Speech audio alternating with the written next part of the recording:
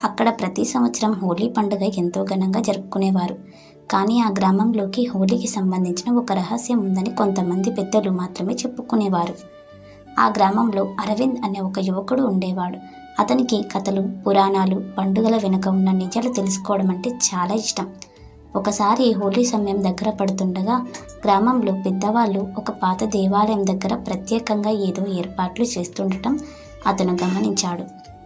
ఆ దేవాలయం పేరు ప్రేమ మందిర్.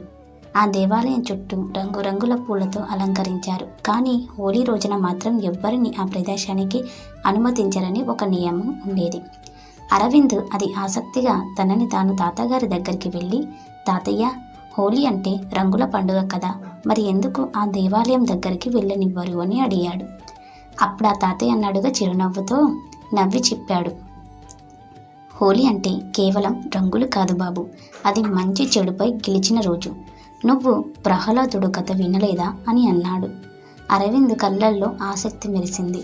తాతయ్య కథ మొదలుపెట్టాడు. పాతకాలంలో ఒక రాక్షస రాజు ఉండేవాడు.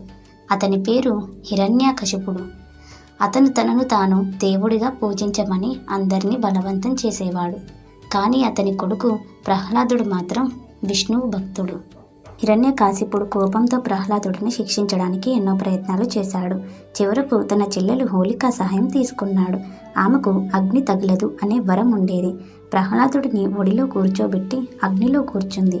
కానీ దేవుడి కృపతో హోలిక కాలిపోయింది. ప్రహ్లాదుడు మాత్రం కాపాడబడ్డాడు అని తాతయ్య అలా చెప్పి అరవింద్ వైపు చూస్తూ ఉంటాడు. అదే హోలిక దహనం, అదే హోలిక మొదలు అని అంటాడు.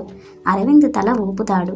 కానీ అది అందరికీ తెలిసిన కథ కదా తాతయ్య, మరి రహస్యం ఏంటి అని అడుగుతాడు.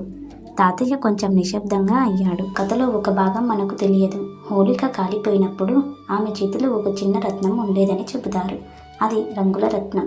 అది ఎక్కడ పడితే అక్కడ నేల మొత్తం